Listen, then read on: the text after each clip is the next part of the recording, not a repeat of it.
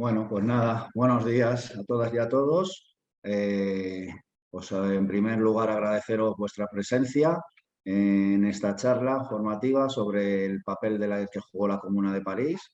El sentido de esta charla, bueno, pues por un lado, evidentemente, es homenajear a la Comuna de París, que como bien ha dicho Alfredo, pues este año cumplía 150 años, ¿vale? Eso por un lado. Y por otro lado, pues el intentar aprender sobre ella, sobre el papel que jugó y obtener un aprendizaje de ese papel jugado y, bueno, pues intentar sacar conclusiones de lo que significó y de las consecuencias que tuvo bueno, pues de que saber que ha sido una experiencia que ha servido tanto a los pensadores marxistas en el pasado para desarrollar, por ejemplo, la dictadura del proletariado y por otro lado, bueno, pues nos puede seguir sirviendo a nosotros para tener más formación y, bueno, pues mejorar nuestra propia formación. Eso por un lado. Antes de comenzar, bueno, también agradecer enormemente a los compañeros de Barcelona que son los que han maquetado la revista que hemos hecho y a los de Madrid por haberla imprimido. ¿Vale? Entonces, bueno, esto es importante resaltaros que en la página de la LID hay un especial sobre sobre la comuna, en el cual hay artículos interesantes que han escrito diferentes compañeros de diferentes sitios. ¿Vale? Entonces os animo a que la consultéis si queréis ampliar información y hay algunos artículos que están muy interesantes. Luego lo que hicimos para hacer la revista que montamos fue hacer una selección de esos propios artículos, sobre todo del pensamiento pues, de Marx, de Lenin y de Trotsky. Metimos también un artículo sobre el papel de las mujeres, como ha dicho Alfredo, que nos parece bastante relevante y al cual pues, intentaremos darle una explicación hoy y darle la importancia que tuvo. Y bueno, y luego pues hicimos otro artículo explicándolo el papel de la comuna desde un punto histórico. Para empezar, bueno, pues por un lado, situar en el contexto histórico como el episodio de la Comuna de París y el por qué se produjo en ese momento. Hay que pensar que bueno, pues la historia estaba en un momento de cambio en el cual, según la historiografía tradicional, bueno, pues estaba pasando de la edad moderna a la edad contemporánea. En el momento de la Comuna, la edad contemporánea ya había comenzado. Se establece el punto de cambio en 1789 con la Revolución Francesa, pero bueno, estos son normalmente la historiografía tradicional busca como referentes momentos históricos desde el punto de vista exclusivamente político. ¿Vale? Entonces, bueno, pues el cambio de la edad moderna a la contemporánea es la 1789, que es la Revolución Francesa. Pero claro, hay que tener en cuenta que esta Revolución Francesa no fue un hecho aislado para nada, sino que ya había habido revoluciones precedentes, ¿vale? Y posteriores. Estas revoluciones bueno, pues lo que pretenden es elevar a la burguesía a la dirección de los estados. Hasta ahora los estados habían sido dirigidos por monarquías, ¿vale? Y habían participado en ese papel pues las aristocracias, pero la burguesía estaba apartada de ese papel.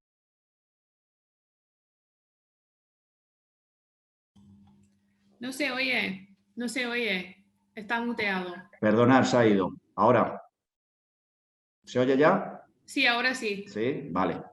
Bueno, pues estaba diciendo, ¿no?, que la comuna está en un contexto del cambio de la edad moderna a la contemporánea y en ese papel que quiere jugar la burguesía, que ya tiene un poder económico importante, pero quiere ese poder económico pues, completarlo con el poder político que le faltaba hasta ahora. Entonces, bueno, pues en este papel hay revoluciones precedentes, como la Revolución Francesa, ¿vale? Pero si tiramos más para atrás en la historia, también hay otro tipo de revoluciones burguesas, como puede ser la Revolución en Inglaterra de 1640, ¿vale? Incluso si tiramos más atrás, hay historiadores que consideran que la primera revolución de estas características fue la revuelta de los comuneros en Castilla en el año 1521, que además también en este año, bueno, pues sería su 500 aniversario, con lo cual, pues también es importante tener ese referente.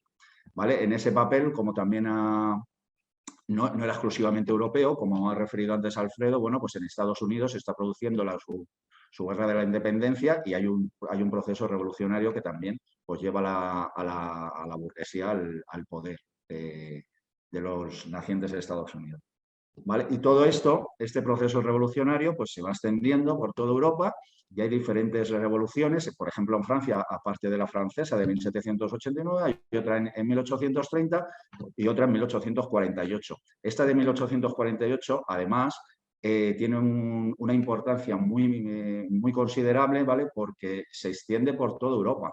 Hay procesos revolucionarios en Praga, en París, en Berlín, en las principales ciudades europeas.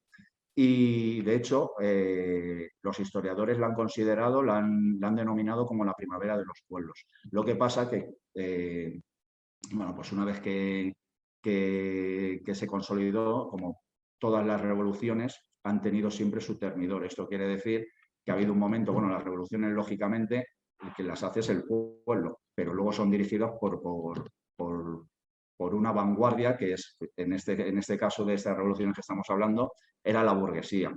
Y ese termidor lo que significa es que hay un giro a la derecha, ¿no? Y entonces ya el pueblo deja de tener su papel preponderante y la burguesía es la que obtiene el triunfo, digamos. ¿Vale? Pues en este contexto aparece la Comuna de París en 1871, ¿vale? Que es como bien ha dicho antes Alfredo, bueno, pues es la primera revolución en la cual ya no solo hay un papel del pueblo, de la clase trabajadora en ese proceso revolucionario, sino que además es la primera vez en la historia en la cual esa clase trabajadora llega al gobierno. Con lo cual, pues es un cambio cualitativo importantísimo, ¿vale? Y ese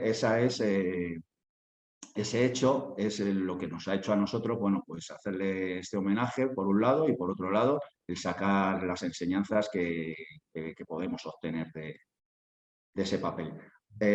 Antes de empezar con la presentación, también me parece muy importante resaltar que todo esto que estoy contando, estos cambios de edad moderna contemporánea, el hacer hincapié en los procesos políticos principalmente, ¿vale? Esto es una corriente que ha estudiado la historiografía tradicional.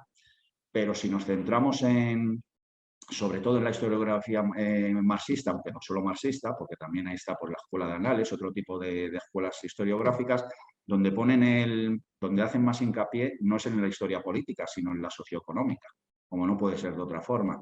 Entonces, este proceso, que es muy amplio, porque los cambios, lógicamente, como podéis imaginar, no son de una noche para la mañana siguiente. ¿Verdad? Las revoluciones no aparecen de un día para otro porque sí, sino que tiene un contexto sobre todo socioeconómico, ¿vale? Aunque luego también político. Entonces, este proceso de cambio en el cual se producen todo este tipo de revoluciones, para la historiografía marxista, es la transición del feudalismo al capitalismo, que además esta transición es un proceso que dura bastantes siglos, ¿vale? Y no se cierra hasta bien entrado el siglo XIX. Si queréis tener más información sobre todo este pensamiento de transición de feudalismo a capitalismo, hay un libro muy bueno que se llama El debate Brenner, en el cual bueno, pues, exponen sus tesis diferentes historiadores y está muy interesante desde un punto de vista, ya os digo, socioeconómico, principalmente económico. Es duro de leer, pero es muy interesante. Y bueno, pues hecho este preámbulo, bueno, pues empezamos con lo que fue el proceso histórico de la comuna, ¿vale? Que bueno, vamos a dividirlo un poco como veis aquí, ¿no? Pues unos antecedentes, lo que es el hecho en sí, luego el asedio que hicieron los ejércitos burgueses, la represión y, bueno, pues las enseñanzas y las reflexiones que podemos obtener de este hecho histórico. Lo principal pues es el tener muy en cuenta que la Comuna de París significó el primer gobierno de la historia dirigido por la clase obrera, ¿vale? Es verdad que su vida, la vida de la comuna fue muy corta, duró apenas 70 días, comenzó un 18 de marzo de 1871 y el 28 de mayo pues ya había desaparecido. Y como ocurre con todas las revoluciones, bueno, pues viene fruto de un proceso, de una guerra que hay en ese momento y del asedio concreto al que está sometido la ciudad de París, ¿vale? En ese caldo de cultivo, pues principalmente en la ciudad de París, aunque veremos que no solo, porque hubo intentos de levantamiento en otras ciudades francesas, lo que pasa que no llegaron a buen puerto, fueron aniquilados rápidamente, pero en París se llegó a establecer ese gobierno que duró esos 70 días. Bueno, pues había sobre todo en la ciudad de París, la población estaba sometida a hambre porque estaba asediada por el ejército prusiano en un primer momento y posteriormente por el propio ejército francés republicano, ¿vale? Ese asedio, pues lógicamente conllevaba bombardeos a la ciudad de París. Por otra parte, había un deseo desde el propio gobierno municipal y desde la propia ciudad de tener una autonomía mayor que ya otras ciudades francesas gozaban de esa autonomía. Y luego, por otro lado, pues hay una búsqueda de un sistema económico un poquito más justo y igualitario, ¿vale? Pues en este caldo de cultivo, que es ese descontento social que tiene la población parisina, ¿vale? Luego, esto también es debido a que en ese momento había una guerra entre Francia y Prusia. Esa guerra había comenzado el 19 de julio de 1870 y estaba dentro de un marco de una ruptura del equilibrio político que se dio después del Congreso de Viena. El Congreso de Viena es un congreso que se hizo entre las potencias europeas después de la Revolución Francesa y de todos los intentos de Napoleón expansionistas y todo aquel proceso histórico que hubo. Pues el Congreso de Viena estableció el equilibrio y las fronteras entre los distintos estados que salieron de ahí, ¿vale? Pues en este momento ese equilibrio se está rompiendo, porque, por ejemplo, hay dos hechos históricos importantes que son que Italia y Alemania hasta ese momento no existían como estados. El Estado-Nación, de hecho, es un invento del siglo XIX. Anteriormente al Estado-Nación no existía. Sí que existían unas monarquías absolutistas que eran bastante parecidas a lo que luego fue el Estado-Nación, como podía ser pues, la inglesa, la francesa y la hispánica sobre todo, pero no eran un Estado-Nación como los conocemos a día de hoy, ¿vale? Y luego, por ejemplo, pues había otras monarquías que eran multinacionales, como podía ser la austrohúngara, que cuando se disgregó esa monarquía, bueno, pues salieron un montón de estados, desde Austria-Hungría hasta todos los estados eslavos, ¿vale? Esto también es achacable, por ejemplo, a la monarquía hispánica. La monarquía hispánica no era un Estado-nación llamado España, sino eran una monarquía, unos territorios que es importante saber que eran patrimonio de un monarca. O sea, el monarca era el dueño, como podemos ser nosotros ahora mismo dueños pues, de un coche o de una casa, ¿vale? Pues el monarca era dueño de unos territorios. Por ejemplo, el monarca el rey de la monarquía hispánica, ¿vale? Era dueño, era el rey del Reino de Castilla, como de la Corona de Aragón, que a su parte estaba dividida en el Condado de Barcelona, en el Reino de Aragón, en el Reino de Valencia y en el de Mallorca. Era rey de Flandes, bueno, rey de Flandes, no, conde de Flandes. Era archiduque de Austria, tal, o sea, todo este tipo de cosas.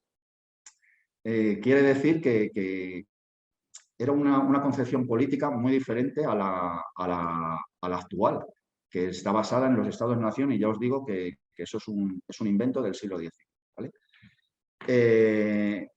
Con esto, este apéndice que he metido aquí del Estado-nación, quería ir a que, por ejemplo, Alemania e Italia no existían, entonces Alemania está girando alrededor de un reino que se llama Prusia y que está cogiendo mucha fuerza y está haciéndose con los estados de su alrededor, ¿vale? Y en ese contexto, bueno, pues hay unas diferentes, Prusia se enfrenta bélicamente con diferentes estados, ¿vale? Anteriormente con Austria, bueno, va cogiendo estados de reinos de esa forma y va conformando lo que luego será Alemania, y en este momento, pues Prusia está enfrentada a Francia en una guerra, y cuando termine esta guerra, ya sí se conformará lo que es el Imperio Alemán, y desaparecerá, ya no será el reino de Prusia, sino que se convertirá en el reino alemán, ¿vale? Entonces, bueno, esta guerra franco-prusiana va a tener varias consecuencias, no solo esta que os he dicho, de que se unificará Alemania y aparecerá el Imperio Alemán, sino también en Francia, porque Francia es derrotada, y entonces pues, la primera consecuencia es la desaparición del Imperio francés de Napoleón III, que era la estructura política que había hasta ese momento en Francia, ¿vale? Y en su sustitución pues, se proclamará la Tercera República Francesa. Esto quiere decir que si es la tercera, que lógicamente ha habido otras dos. La primera, lógicamente, es fruto de la Revolución Francesa, ¿vale? La Revolución Francesa luego, como sabéis, se convertirá en un imperio con Napoleón, que acabará siendo derrotado. Habrá una restauración monárquica, en la cual habrá primero un monarca de la familia Borbón y luego otra de la Orleans, ¿vale? El Borbón es más absolutista, el otro es, digamos, más liberal, ¿vale?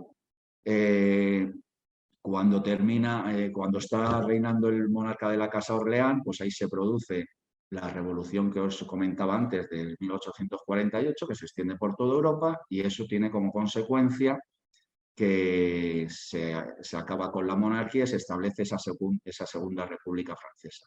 Y luego esa Segunda República Francesa dura poquito y se establece el Imperio de Napoleón III, que es el que ahora terminaría con el proceso de la Comuna de París. Bueno, pues dentro de esa guerra franco-prusiana, en la que están sumidos estos dos estados, ¿vale? Pues hay una batalla importante que es la de Sedan, que se da entre el 1 y el 2 de septiembre, ¿vale? Y en esta batalla pues hay una clara victoria prusiana, y esto lo que lleva, bueno, en primer lugar es a que el ejército, gran parte del ejército, incluso el emperador, sea capturado por los prusianos, ¿vale? Con la consecuencia de que el régimen napoleónico cae y los diputados monárquicos que había pues proclaman la Tercera República el 4 de septiembre. Se crea un gobierno provisional encabezado por un tal Trochu, ¿vale? Y este gobierno provisional pues continúa con la guerra y, como París está asediado, pues traslada la capital a Burdeos, que bien sabéis pues está más al sur y está más protegido de las tropas prusianas. Hay un intento de reorganización de los ejércitos franceses, pero bueno, no tardando mucho, vuelven a sufrir otra derrota sin paliativos en Metz, y esto lleva a que el gobierno provisional encabezado por Trochu pues dimita y que se convoquen elecciones. Paralelamente a esto que está ocurriendo, digamos, en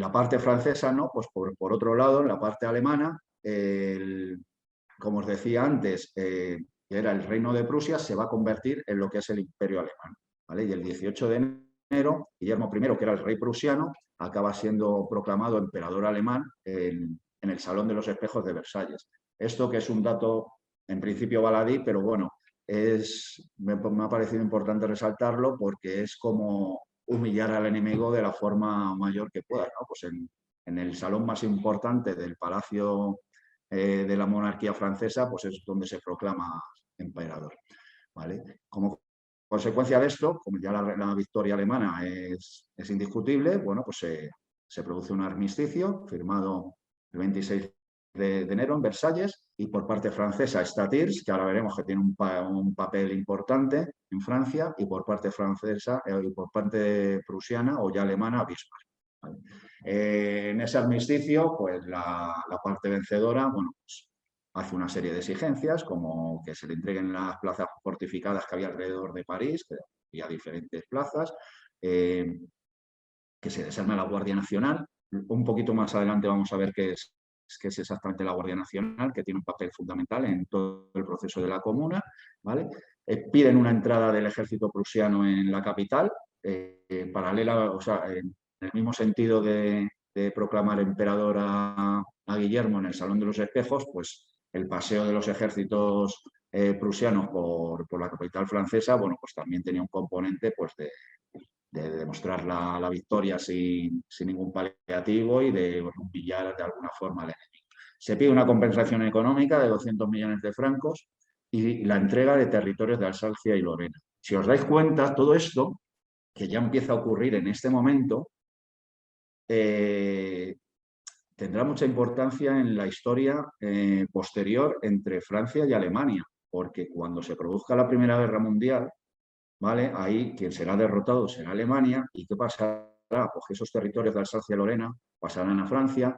No solo eso, sino que además pues, se desarmarán a los ejércitos alemanes, se establecerá en toda la zona oeste de Alemania, entrará Francia, se pedirá una indemnización bestial y todo eso, que son unas exigencias bestiales contra Alemania, acabarán con la República de Weimar, serán el caldo de cultivo donde va a crecer el nazismo y tendrá mucho que ver en el estallido de la Segunda Guerra Mundial, con lo cual mirar la importancia que tiene esto, que ya comienza en 1871 y dónde va a desembocar ese enfrentamiento entre estas dos potencias. Bueno, en cuanto a las elecciones, acordaros que habíamos dicho que el gobierno provisional de Trochu, bueno, pues había dimitido ante la derrota militar y se habían convocado unas elecciones. En estas elecciones, que se producen el 8 de febrero para la Asamblea Nacional, bueno, pues los resultados son claramente favorables a la parte pues, monárquica. Veis ahí que los legitimistas son los que apoyaban a la monarquía borbónica, ¿vale? Pues tienen 82 escaños. Los bonapartistas, que son los seguidores de Napoleón, tienen 20 escaños. Los orleanistas, que es la otra familia real, tiene 214 escaños. Liberales, 72. Republicanos moderados, 112. Y republicanos radicales, solo 38. Pero ¿qué ocurre? Esto es a nivel de Francia en su conjunto. Sin embargo, en París pasa radicalmente lo contrario y quien obtiene el mayor voto son los republicanos radicales. Con lo cual, bueno, pues se produce una contradicción muy importante entre París y el resto del Estado francés. Con estos resultados, pues el que es nombrado presidente de la República es Thiers, que como veis ya había aparecido con un papel importante en la firma del armisticio entre Prusia y Francia, ¿vale? Y Thiers lo que plantea, a su vez que Trochu, que era el del gobierno provisional, había decidido continuar con la guerra y había sido derrotado, pues Thiers desde un primer momento lo que plantea es votar a favor de la paz, porque hay un armisticio, pero no está firmada la paz. El armisticio implica que no hay enfrentamiento bélico entre las tropas, pero no hay firmada una paz oficial. Entonces, bueno, pues esta paz que se vota, lo que conlleva al final, bueno, pues todas esas exigencias que hacían los prusianos, bueno, pues entre una de ellas, que es que el ejército prusiano entrara por las calles de París, pues esto lo consigue. Es un hecho testimonial en el cual entran en 3 distritos, se pasean de esta forma testimonial y no hay ningún incidente. Y una vez que se han paseado, abandonan la ciudad. De hecho, la Guardia Nacional, ahora veremos quiénes son, que es la que está defendiendo básicamente París, bueno, pues recomienda a la población que cuando los prusianos, el ejército prusiano realice este paseo, pues que la población se quede en sus casas y no se enfrente a ellos. Y es lo que ocurre. En este proceso, bueno, Thiers ya vemos que es el presidente de la República, bueno, y empieza pues a gobernar. Y en esos decretos de gobierno que va estableciendo, bueno, pues uno de ellos es nombrar a un general monárquico como jefe de la Guardia Nacional. La Guardia Nacional es la que está protegiendo París, entonces, bueno, esto se siente desde la ciudad parisina como una ofensa. ¿Vale? El gobierno, como París está en un momento convulso, ¿no? prerevolucionario, ¿vale? El gobierno republicano no se establece en París. Acordaros que con el gobierno provisional se había desplazado a Burdeos para estar más alejado de los ejércitos prusianos, pero ahora, una vez que ya se ha firmado la paz con los prusianos, pues la lógica llevaría a que ese gobierno se volviera a establecer en París. Pero como París está en este momento convulso, prerevolucionario, se van a Versalles. Pero Thiers, el presidente de la República, sí que se queda en París. Y la ciudad parisina pues, se niega a rendirse. El gobierno francés, bueno, pues establece una serie de decretos que van todos, bueno, pues van jugando en contra de lo que la población parisina demandaba. Entre ellos, bueno, pues uno de carácter económico, como es el fin de la moratoria de deudas y alquileres, que se había establecido para no arruinar a los pequeños artesanos, a la pequeña burguesía principalmente, ¿vale? Pues pueden ser pequeños talleres y tiendas, que principalmente había en la ciudad parisina. Suprimen el salario de la Guardia Nacional. Por otro lado, bueno, pues establece como comandante del ejército a generales de corte bastante reaccionario, cierran periódicos republicanos y condenan a muerte a dos personajes, uno es Blanqui y otro es Flores, por haber participado en unas revueltas que se produjeron en octubre del año 1870 contra el gobierno provisional de Trochu. ¿Vale? Estos dos personajes son condenados a muerte, pero no son ejecutados porque no se encuentran en ese momento en la ciudad de París, están huidos. ¿Vale? Y esto que os decía que íbamos a ver un poquito más adelante, que es el papel jugado por la Guardia Nacional, que ha aparecido ya en diferentes momentos. Bueno, pues la Guardia Nacional es un cuerpo, una milicia ciudadana, creada para mantener el orden en tiempos de paz que había nacido durante la Revolución Francesa. ¿Vale? En su momento, digamos que el papel que jugaba la Guardia Nacional era bastante reaccionario, pero en la Comuna de París ese papel va a cambiar radicalmente de sentido. La Guardia Nacional está sufriendo muchas modificaciones, entre ellas un aumento descomunal de miembros en sus filas que llega hasta 200.000 personas que formaban la Guardia Nacional. Como consecuencia de ese aumento de miembros, pues también hay un aumento en su organización de los batallones, que pasan, por ejemplo, de 60 a 254, con lo cual es un salto cuantitativo importante. Esta Guardia Nacional, en todo el asedio que había sufrido la ciudad de París y en ese abandono del gobierno provisional que fue a Burdeos, bueno, esto lo que significó es que era el único cuerpo que se había quedado defendiendo a la ciudad parisina, primeramente contra las tropas prusianas, ¿vale? Y seguidamente contra, como veremos a continuación, contra las tropas francesas republicanas. Aparte de todo este cambio del aumento de número descomunal, del cambio en el papel, que pasa de un papel, digamos, más reaccionario a más revolucionario, también está sufriendo unos cambios internos en cuanto a su propia estructura. Y, digamos, en un sentido democrático, ¿no? Porque empiezan a elegir a sus propios oficiales y luego, por otra parte, disponen de armamento propio, disponen de cañones y de ametralladoras que han sido pagados por suscripción pública, por lo cual esto es importante y están dentro de la ciudad de París. De hecho, están escondidos en los barrios más obreros para evitar que cuando entraran los prusianos en su momento, pues se hicieran con ese armamento. ¿Vale? En febrero de 1871, pues hay 2.000 delegados de la Guardia Nacional que eligen un comité central de dirección que está compuesto por 32 miembros. ¿Vale? Ahí se votan unos nuevos estatutos y aprueban una negativa radical a desarmarse como están exigiendo los prusianos.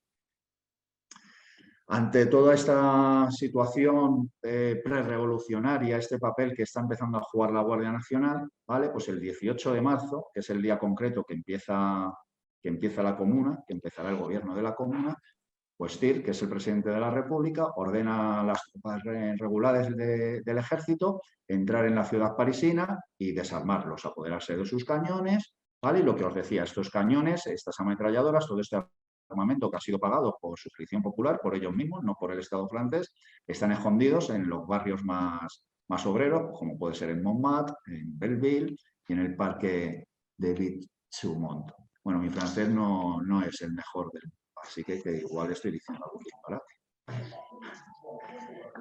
En este proceso, ¿vale? En esta entrada de las tropas regulares a la ciudad parisina, pues comienza este papel que hemos apuntado al principio, que jugarán las mujeres en todo el proceso de la comuna y que es muy importante. Para empezar, las mujeres se asociarán en una organización que se llamará la Unión de Mujeres y son las que se interponen en el camino de los soldados cuando han entrado en la ciudad y pues lo que ocurre es que los soldados, en lugar de hacer caso a sus propios generales que les ordenan disparar, cuando han aparecido las mujeres a interrumpir esa entrada en París, pues lo que hacen los soldados es que fraternizan con la propia población y no hacen caso a sus comandantes. Con lo cual, bueno, pues se niegan a disparar, incluso los propios mandos son detenidos por la población parisina y llegarán a ser condenados a muerte y serán fusilados, pese a que hay una oposición desde el gobierno municipal a que esto ocurriera.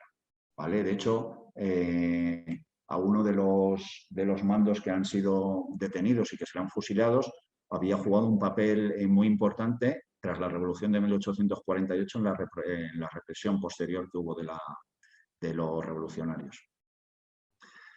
Bueno, pues ante este estallido revolucionario que ocurre en la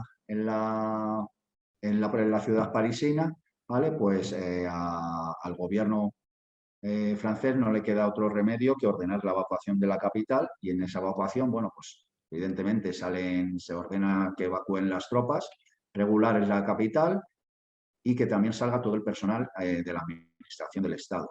Y con esta orden, pues gran parte de los residentes de los barrios burgueses, que físicamente los barrios obreros estaban en el este de París y los barrios burgueses estaban en el oeste, ¿vale? Pues gran parte de la población de estos barrios burgueses pues se va con el personal del gobierno, con el ejército y con la administración y se dirigen hacia la ciudad de Versalles.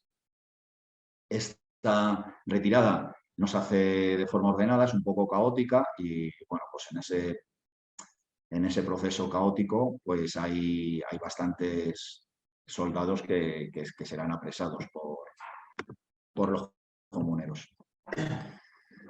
Dentro de la comuna, pues ¿qué empieza a ocurrir? Pues que hay que organizarse de alguna forma. Ha estallado la revolución, se han apoderado de la ciudad de París, ha habido otros estallidos en otras ciudades francesas que no han llegado a buen puerto, ¿vale? Que han sido controlados por las tropas de la República Francesa, pero en París sí ha triunfado este estallido revolucionario y tienen que organizarse de alguna forma. Entonces, una de las primeras cosas que hacen es que este comité central que la Guardia Nacional había creado, ¿vale? Pues renuncia al poder y lo que hace es convocar elecciones al Consejo Municipal para el 26 de marzo.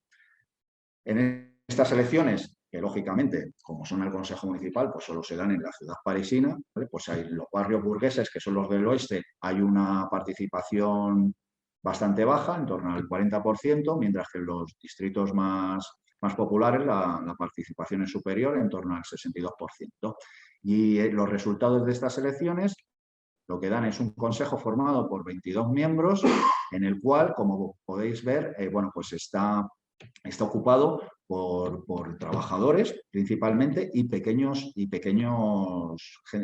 población de la pequeña burguesía, como podrían ser artesanos, pequeños comerciantes, profesionales que abarcaban y todos estos abarcaban todas las diferentes tendencias que se podían antes se aunaban en lo que eran los republicanos radicales, pero bueno, vemos pues hay tendencias políticas ya más hacia la izquierda, entre las cuales están, bueno, pues estos republicanos radicales, como podían ser los jacobinos, pero ya empiezan a aparecer socialistas, anarquistas, proudhonianos, blanquistas, incluso marxistas, ¿vale?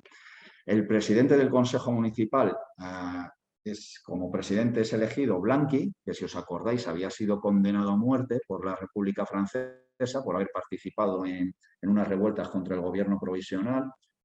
Pero Blanqui, cuando fue condenado a muerte, nunca fue apresado, estaba huido, ¿vale? Y en este momento es elegido presidente, pero tampoco juega ningún papel porque está fuera de la ciudad.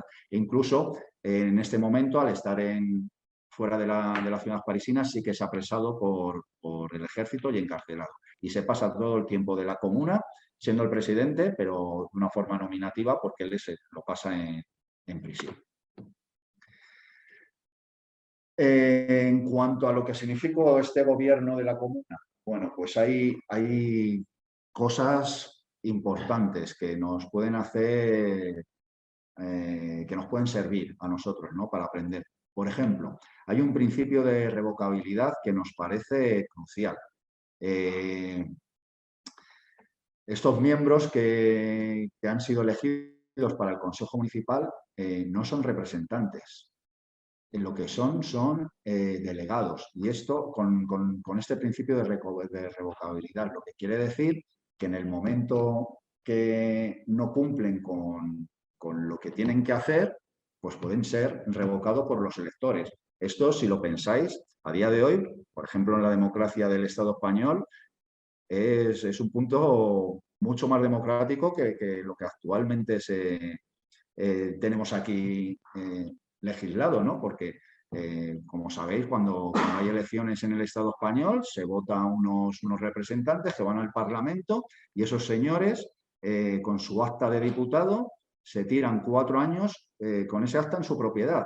Incluso si esos señores se convierten en tránsfugas y se van a otro partido, el acta va con ellos. Entonces, bueno, creo que es un punto importante el saber y el ver que en la Comuna de París pues existía un mecanismo para evitar eso y para, de alguna forma, bueno, pues tener la soberanía realmente en el pueblo y no en esos representantes que durante esos 4 años van a hacer con la soberanía, con ese acta de diputado, lo que realmente les parezca, ¿vale? Esto es uno de los puntos más importantes. Luego hay otra parte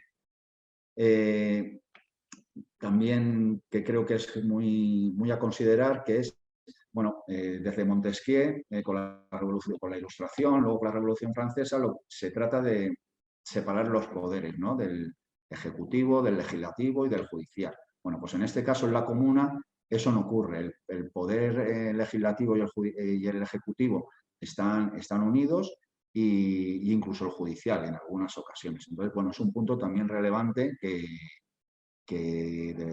tenemos que considerar, ¿sí?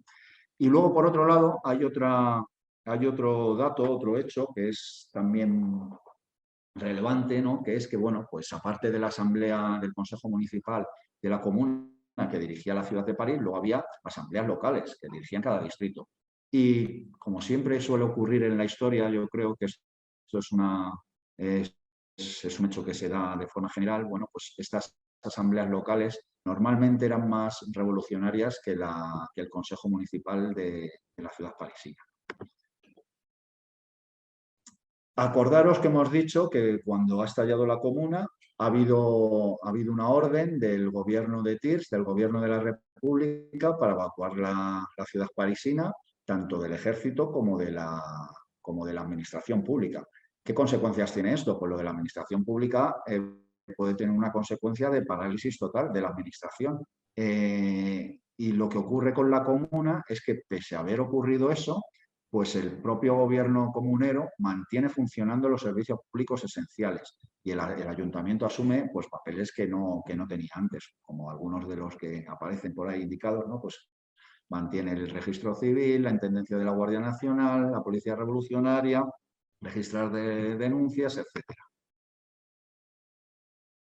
En este gobierno de la Comuna, que, como os dije al principio, pues dura escasamente 70 días, ¿vale? Es un periodo muy corto de tiempo, pero en el cual hay una actividad legislativa bestial. Es verdad que esa actividad legislativa en su mayor parte se queda solo en el papel, no se puede llevar a la práctica por ese periodo de tiempo tan breve que durará la comuna. Pero la actividad legislativa sí que es muy amplia y muy interesante.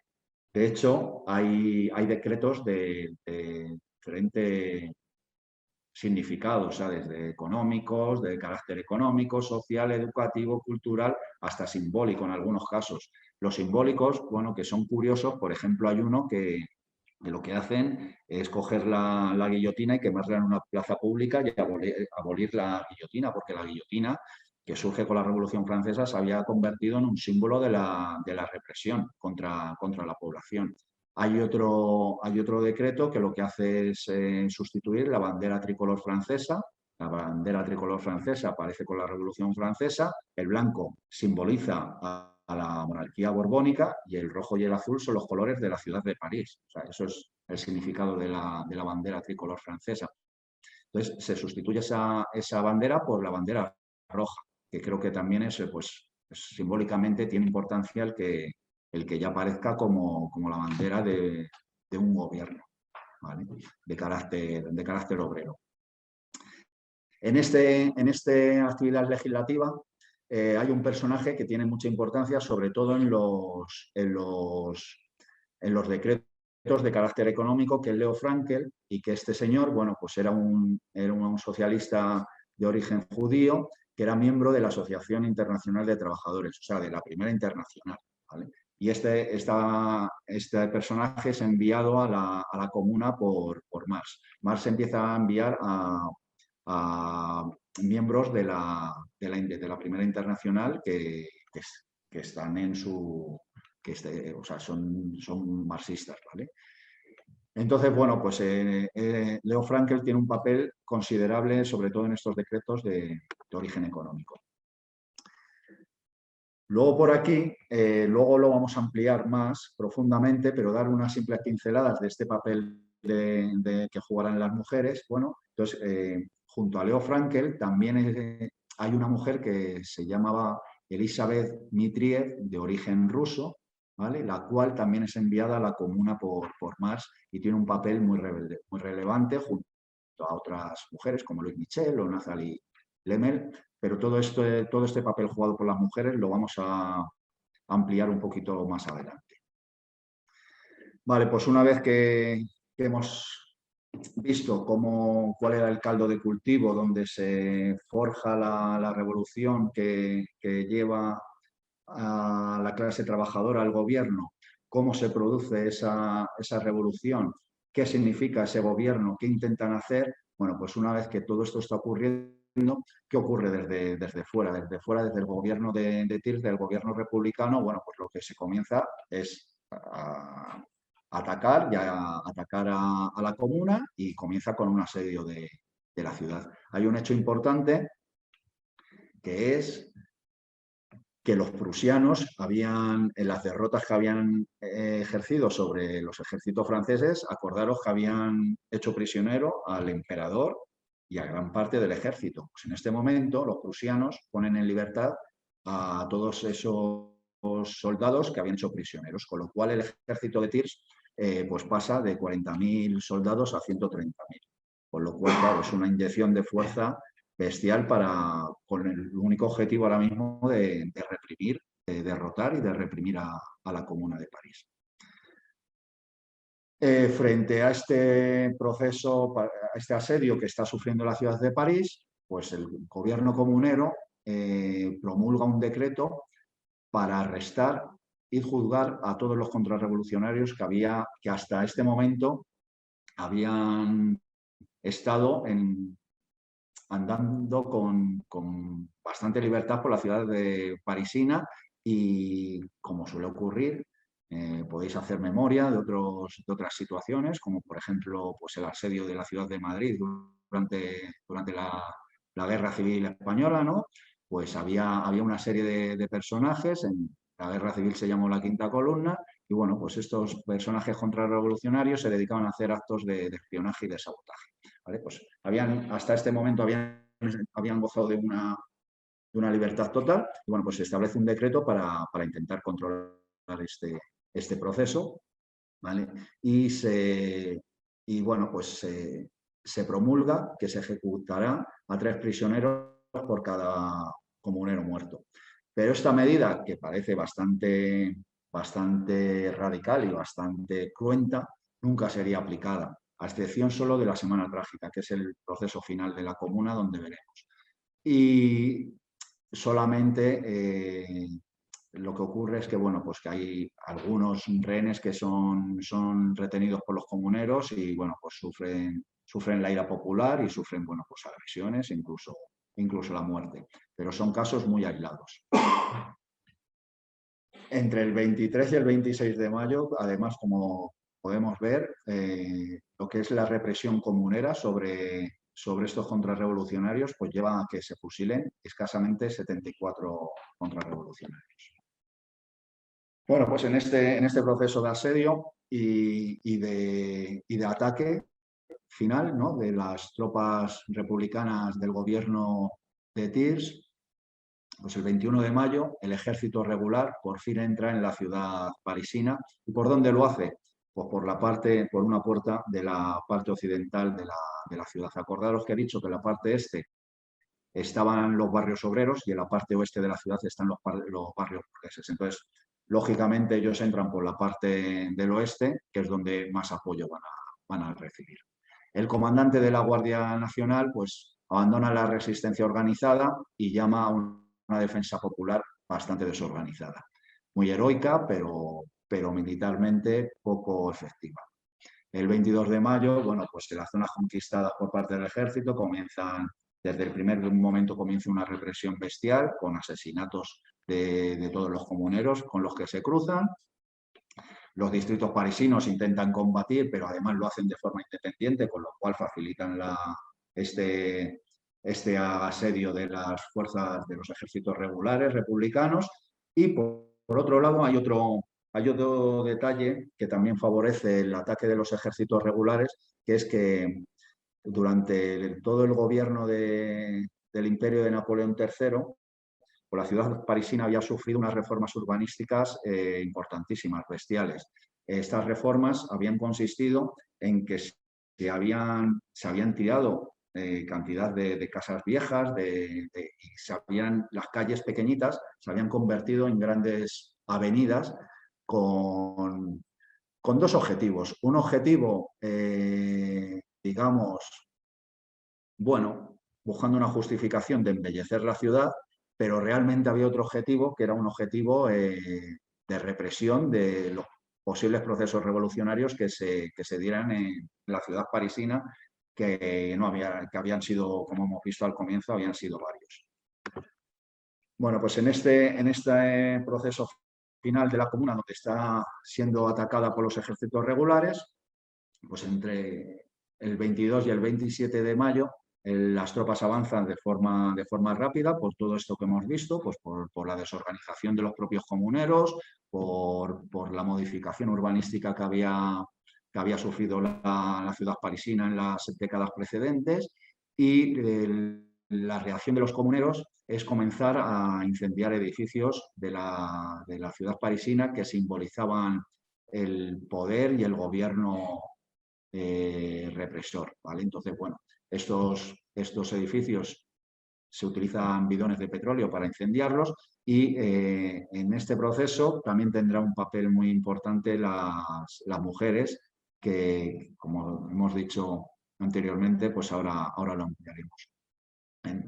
Bueno, el incendio de estos edificios, es, por ejemplo, el Palacio de las Tullerías, que era el Palacio Real. Se intenta incendiar el Palacio del Louvre, la Catedral de Notre Dame. Hay algunos que no se consiguen incendiar, hay otros que sí, el ayuntamiento se incendia, pero como también ocurre siempre, pensad que hay una propaganda alrededor de todo lo que ocurre que tiene una intención de condenar de forma bestial a la comuna y de justificar los excesos que hay por parte de las tropas gubernamentales, ¿vale? En esta campaña mediática, que esto ha ocurrido repetidamente a lo largo de la historia, bueno, pues se les acusa a ellos de incendiar todo, pero hay un pequeño detalle no baladí, que es que muchos de los incendios también habían sido causados por los bombardeos que hacía el ejército gubernamental sobre la ciudad parisina. Entonces, no solo fueron los incendios que hicieron los comuneros en esa reacción como vengativa, ¿no? La resistencia de la comuna, bueno, pues se acabó reduciendo a los barrios del este, que eran los barrios obreros, y duró unos poquitos días más, donde, bueno, pues en la última reunión que realiza el gobierno comunero es el 25 de mayo, allí es abatido el comandante de la fuerza de la Guardia Nacional y es tomada la última barricada, y bueno, pues el 27 de mayo la comuna es derrotada de forma definitiva. Esto, bueno, pues, ¿qué es lo que conlleva? Pues como podéis imaginar y como podéis saber, en todo proceso revolucionario que es derrotado, la represión que viene a continuación es bestial. Esto se ha repetido en la historia de la humanidad de forma recurrente. El proceso revolucionario en ocasiones ha implicado, lógicamente, todos los procesos son cruentos, no hay procesos revolucionarios pacíficos y bueno, pues conllevan víctimas, evidentemente, represiones, pero siempre los termidor, que es como se denomina a esas derrotas de los procesos revolucionarios a raíz de la Revolución Francesa, ¿vale? Pues los termidor y las represiones que conllevan siempre son mucho más cruentas y sangrientas que lo que había sido el propio proceso revolucionario. Y este caso de la comuna, pues es muy significativo en este sentido. Las tropas gubernamentales, dirigidas por el mariscal MacMahon, que acabará siendo presidente de la República cuando lo deje de ser Thiers, bueno, pues derrotan sin paliativos a la comuna y comienzan esa represión en los mismos campos de batalla. Empiezan los asesinatos de los comuneros, se crean campos de concentración, se empieza a realizar actos vejatorios contra los comuneros, contra las mujeres. Bueno, pues, ¿qué os voy a contar? Esto sonará bueno, pues de las derrotas de todas las revoluciones que haya podido haber y sin ir más lejos bueno, pues de lo que pudo suceder en el Estado español, ¿no? Como consecuencia de la victoria del bando franquista tras la guerra civil. La represión es similar, bueno, con una diferencia entre las cifras y en años, pero es una represión muy similar en cuanto a las vejaciones, haciendo desfilar a mujeres desnudas, bueno, pues todo este tipo de cosas que ya sabemos lo que ocurre, fusilamientos sumarísimos pues en los muros de los cementerios, masacres en hospitales, enterramientos de comuneros todavía vivos, algo que nos suena, ¿no? Por desgracia nos suena de muchos hechos históricos. El coste humano fue bestial.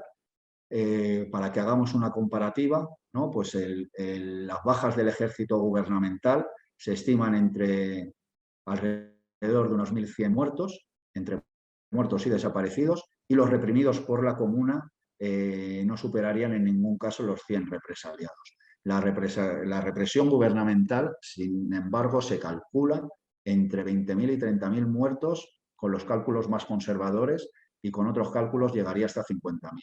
A estos asesinados habría que sumar, pues eso, 43.500 detenidos oficiales, con 13.500 sentencias firmes, entre ellas 157 mujeres y 80 niños. 6.000 comuneros tuvieron que exiliarse y otros 7.000 fueron deportados a Nueva Caledonia. Y en París pues, se estableció una ley marcial que duró 5 años y la represión pues, se extendió hasta el año 1874.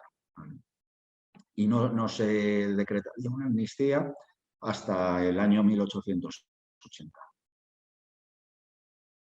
Entonces, bueno, la comparativa, bueno, pues los datos no engañan y vemos claro pues lo que significó la comuna y lo que significó la represión en cuanto a coste de vidas humanas.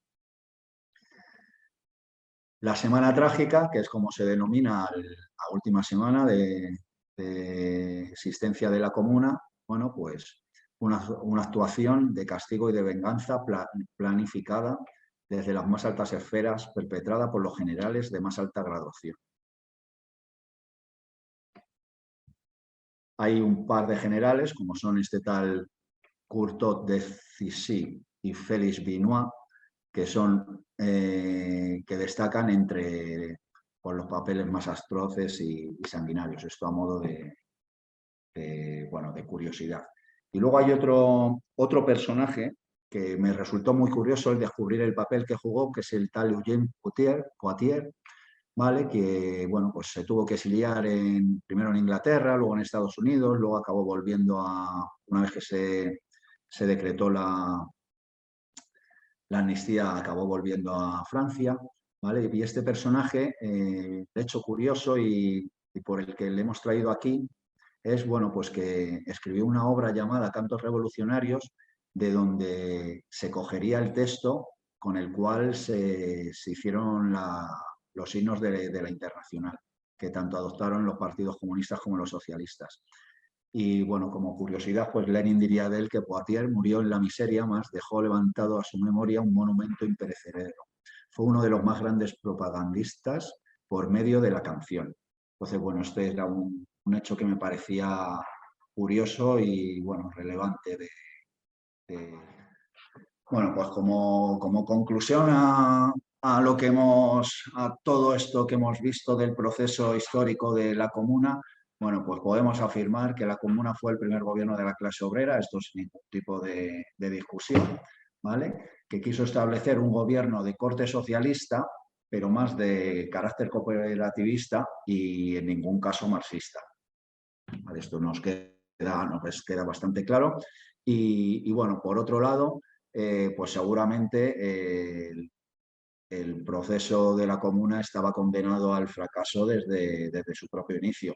La verdad es que lo tenía bastante difícil por todo lo que hemos visto, bueno, porque no triunfó ninguna de las otras ciudades francesas, estaba aislado radicalmente en una sola ciudad, primero asediado por todo el ejército del reino, posiblemente desde el punto de vista militar más poderoso que había hablando exclusivamente de tierra, ¿vale? Porque, bueno, la Marina Británica, pues evidentemente fue la más poderosa del mundo, seguramente hasta la Segunda Guerra Mundial. Pero en ese momento, pues en Europa, el ejército terrestre más poderoso que había, seguramente fuera el prusiano. Entonces, bueno, pues una ciudad asediada por este ejército y luego, una vez que se llega al armisticio entre entre Prusia, que se convierte en Alemania, y Francia, pues quien asedia la ciudad es el ejército o los restos del ejército imperial francés, convertido en republicano, pero además con la connivencia de los alemanes que han liberado a todos los presos que habían hecho en las batallas que se habían sucedido. Bueno, pues con todos estos datos, evidentemente el fracaso o las pocas posibilidades de éxito yo creo que estaban más que marcadas, ¿vale? Pero sí es verdad que una de las enseñanzas que nos dejó este proceso revolucionario, que legislativamente fue muy interesante porque emitieron un montón de decretos que ya hemos dicho que no se pudieron llevar a la práctica por las razones obvias, pero que legislativamente supusieron avances como además luego se ha recalcado en las intervenciones que habéis tenido. Y bueno, pues esto es uno de los puntos importantes, ¿vale? Y una de las mayores enseñanzas que podemos obtener de este hecho histórico es bueno, pues que en la práctica le sirvió especialmente a Lenin para desarrollar el modelo de la dictadura del proletariado, ya que bueno, pues Marx sí que es cierto que en sus escritos lo había apuntado, pero nunca lo había desarrollado. Y Lenin es el primer intelectual que comienza a desarrollar este concepto y, bueno, pues tiene ya un referente histórico real que es la Comuna de París. Entonces creo que este punto es importante tenerlo en cuenta. Vale, luego en cuanto a las conclusiones o enseñanzas o opiniones que surgió a los diferentes pensadores, bueno, pues en Marx y Engels hay una serie de bibliografía que es importante, ¿no? Bueno, para ampliar conocimiento está ahí, ¿vale? Una es el libro de la Guerra Civil en Francia de Carlos Marx, ¿vale? Que analiza este hecho histórico, ¿vale? Y en este libro, pues Marx define a la comuna como un gobierno de la clase obrera, fruto de la lucha de la clase productora contra la clase apropiadora, la forma política al fin descubierta para llevar a cabo dentro de ella la emancipación económica del trabajo. Bueno, con esta enseñanza que saca él, bueno, pues lo deja claro un poco en el sentido que estaba diciendo algo, ¿no? Que estaba diciendo yo anteriormente, ¿no? De que, bueno, pues que es una forma política que al fin descubierta, incluso llega a decir, ¿no? Pues ahí vemos la importancia que tendrá en todos los pensadores este episodio histórico. Eh, Tanto Marx como Engels luego en el prefacio de la última edición alemana del Manifiesto Comunista, que está fechado en el 24 de junio del 72, de 1872, pues señalan como la principal enseñanza que la Comuna demostró, sobre todo, que la clase obrera no puede limitarse simplemente a tomar posesión de la máquina del Estado tal y como está y servirse de ella para sus propios fines. Bueno, pues aquí nos dejan claro un poco lo que creo que ha sido Ame la que antes ha aludido a ello, ¿no? Que es verdad que, bueno, pues la Comuna tuvo un papel, digamos, un poco conservador desde el punto de vista de que no fue más allá. Tenía pocas oportunidades, pero si alguna tuvo, cuando esta se le presentó como haber atacado, por ejemplo, en su momento más fuerte al gobierno que es el republicano francés que se había desplazado a Versalles, pues no lo realizó. ¿Vale? Entonces, bueno, pues aquí yo creo que nos dejan claro que no simplemente vale con limitarse a tomar posesión de las máquinas del Estado, como se había hecho un poco en la ciudad parisina, a un nivel reducido, porque no era en todo el Estado francés, pero sí era en la ciudad, sino que hay que establecer otros mecanismos más ambiciosos, digamos. Por otro lado, bueno, pues Lenin siempre tuvo de referente a la comuna, le dio un papel muy importante hasta límite, o sea, o hasta el hecho de que siempre cuando el gobierno soviético superó en duración al tiempo que había durado la comuna, bueno, pues vino a decir que hemos durado más que la comuna. Entonces, bueno, esto deja patente que lo tenía como un referente importante, crucial. ¿Vale? Y luego, por otra parte, pues achacó el fracaso a las condiciones de desarrollo de la clase obrera, a la inexistencia de un partido obrero que dirigiese esa revolución y a la falta de tiempo para desarrollar las políticas. Bueno, lo de la falta de tiempo no le vamos a dar más vueltas, lo tenemos claro, duró solo 72 días, poco tiempo tuvieron para desarrollar ni política ni toda la actividad legislativa, el tiempo fue muy escaso. Por otro lado, la inexistencia de un partido obrero. Esto es cierto, esto fue así. No hubo, como ya he dicho, por eso no tiene un carácter marxista, es una revolución socialista más de corte cooperativista, pero nunca marxista, ¿no? Porque no existe un partido que dirija esa revolución. Bueno, pues esto, por ejemplo, en lo que aludimos de la defensa, cuando París ya está siendo atacado, han entrado los ejércitos dentro, el oficial que dirige la Guardia Nacional, bueno, pues abandona lo que es la resistencia organizada y llama a la población a que resista como buenamente pueda, ¿no? Los distritos se defienden cada uno por separado. Entonces, bueno, pues todo esto son consecuencias de que no existiese esa dirección organizada del proceso de la Comuna de París. Y por otra parte, el primero de los puntos donde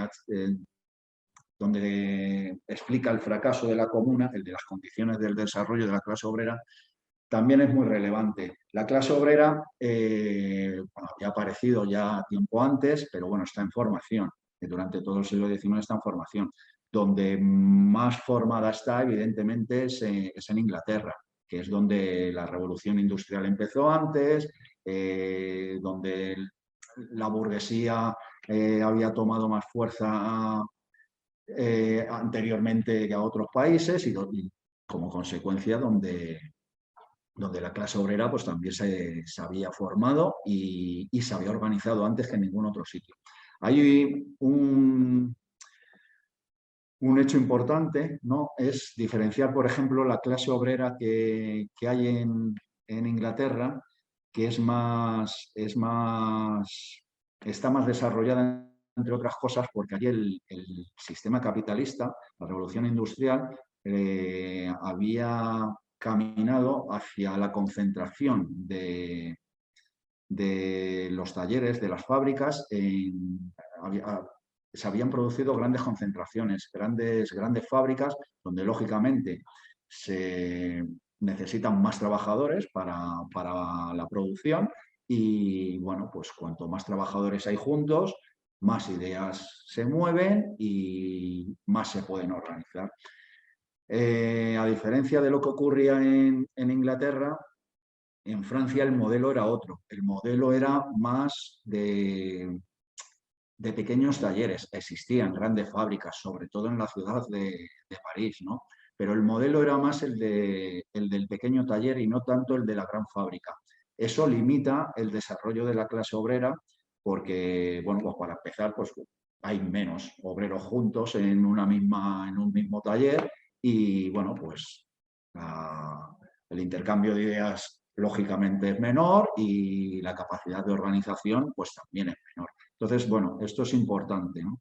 Y creo que, bueno, es uno de los puntos que considera Lenin como claves para el fracaso y creo que es importante el tenerlo en cuenta, ese diferente modelo industrial y del propio capitalismo que hay en Inglaterra en contraposición a Francia. Por ejemplo, el modelo prusiano, luego alemán, será más parecido al inglés que al alemán, ¿vale? Y de hecho, bueno, pues pensad que con el tiempo el partido socialdemócrata más poderoso mundial, pues será el alemán.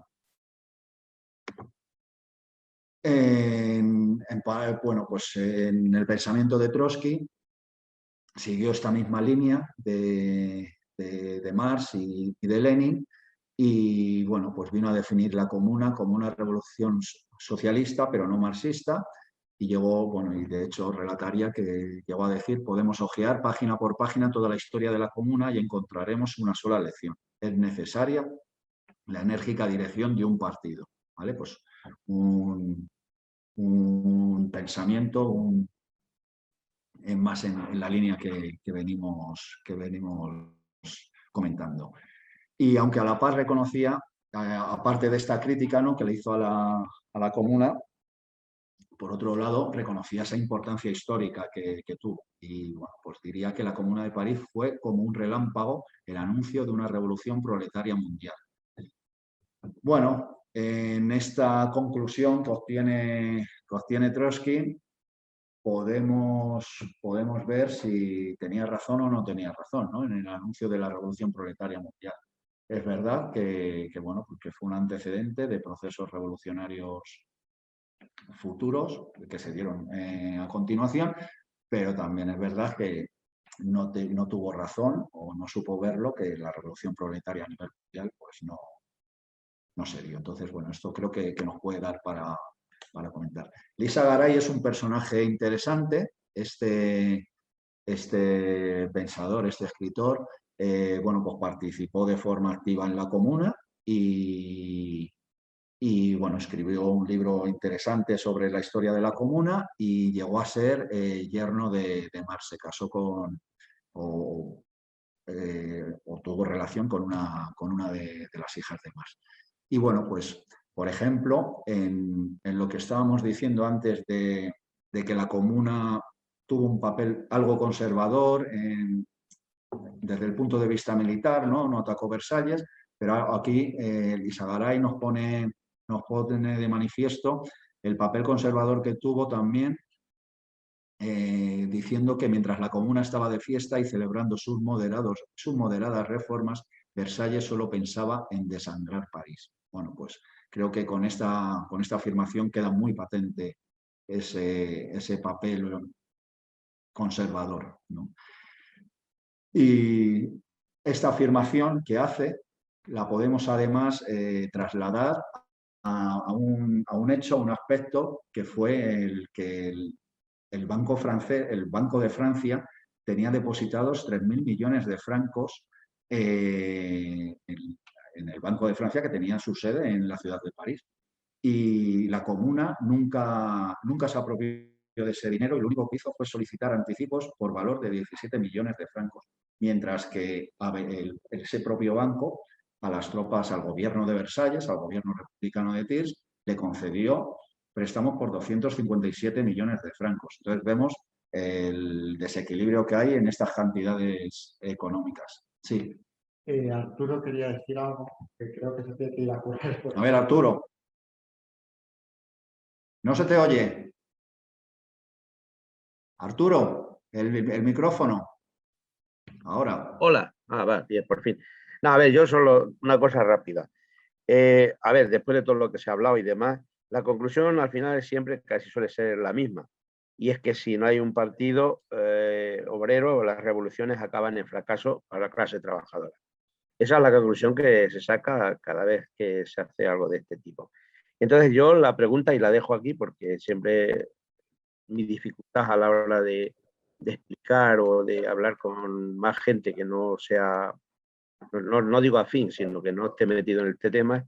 La pregunta es cómo construimos ese partido. Yo sé que estamos en ello, pero cómo lo construimos, o sea, cuál es la fórmula, la forma de hacerla, teniendo como tenemos todas las dificultades que tenemos. Y yo, a medida que avanza, no sé, mi vida y la vida que veo alrededor, yo creo lo veo como con más dificultad. O sea, es cómo llegamos a la mayoría de los trabajadores, porque al final somos la mayoría, para eso, para que tengan conciencia de que hay que crear un partido para que cuando llegue un estallido social, porque yo creo que aquí va a pasar, no va a tardar mucho o poco, no lo sé, pero en general en el mundo está pasando y yo creo que aquí no va a ser una excepción. Va a haber una explosión social y cómo disputamos esa dirección, pero para eso yo creo que primero tendríamos que ser un partido, no sé, bastante más numeroso, que no lo somos, y segundo, seguimos teniendo de enemigos a los de siempre, que son a los que dicen que están a nuestro lado, pero luego se demuestra de cada vez más que no están a nuestro lado, sino que acaban siendo parte de los traidores y parte pues eso, del fracaso al final de que haya unas políticas distintas para los trabajadores. Y bueno, pues eso era mi intervención, que efectivamente la charla ha estado bien, que al final la comuna es otra revolución más, como puede ser la de la Revolución Rusa, o como puede ser la de los comuneros de Castilla, que también acabó, pues eso, como acabó. Y no sé, pues a ver cómo se puede construir. O sea, ahí yo dejo la pregunta, a ver de qué manera podemos llegar mejor a la gente, que esa es mi dificultad. Y nada más, que me tengo que ir a arreglar bicicletas. Muy bien, gracias, Arturo. Bueno, con semejante pregunta, yo creo que si tuviera la solución, luego para el debate, ¿no? Podemos ver ahí algo. Bueno, para terminar con el pensamiento, esto era lo que, bueno, pues lo que pensaron sobre la comuna los pensadores históricos marxistas, ¿vale? Marx, Engels, Lenin, Trotsky, ¿vale? Hay un historiador marxista también, Erich Hobsbawm, murió hace relativamente poco, cada vez quedan menos, esperemos que vayan saliendo por ahí historiadores y pensadores jóvenes, pero desde luego de los que yo conocía se me están muriendo todos los pobres, es una lástima. Este murió hace poco relativamente, ¿vale? Y bueno, pues me parece muy, muy interesante, bueno, pues una de las definiciones que hace, que dice sobre la comuna, que dice extraordinaria, heroica, dramática y trágica, pero breve en términos de realidad. Y según la mayoría de observadores serios, gobierno sentenciado, insurrecto de los trabajadores de una sola ciudad, cuyo mayor logro radica en ser realmente gobierno, aunque durara 2 meses. Bueno, pues viene a reforzar, pues bueno, a la tesis que mantuvieron los pensadores marxistas en la dirección que nosotros también hemos creído que son las enseñanzas que pudimos sacar de ahí. Luego, por otro lado, también Hobsbawm saca como legado que la Comuna de París no fue tan importante por lo que consiguió como por lo que presagiaba. Fue más formidable como símbolo que como hecho. Entonces, bueno, esto puede ir un poco en relación también a lo que pensó Trotsky, que hemos visto anteriormente, ¿no? Que hablaba que, bueno, que la Comuna podía ser la antesala de la Revolución Mundial. Es verdad que como hecho histórico en sí, pues la Comuna de París tampoco representa mucho, pero sí nos sirve de enseñanza para otros hechos posteriores y para construcciones bueno, pues intelectual, desde el punto de vista intelectual o teórico de modelos políticos, ¿vale? Pero bueno, y eso es su legado más importante, su enseñanza, pero bueno, como hecho histórico, pues tampoco fue tan relevante. Fue puntual tanto en el tiempo como en el espacio, ¿vale? En ambas dos dimensiones. Y bueno, pues ahí sí que Hobsbawm, bueno, claro, lógicamente tiene ventaja, escribió mucho después que Trotsky, ¿no? Entonces, bueno, pues pensaba que eso, que fue formidable como símbolo, porque, bueno, pues sirvió para el futuro, para otras revoluciones que se dieron con posterioridad. Trotsky, acordaros que decía que era la antesala de la Revolución Mundial. Bueno, pues de momento sigue sin serlo. Y bueno,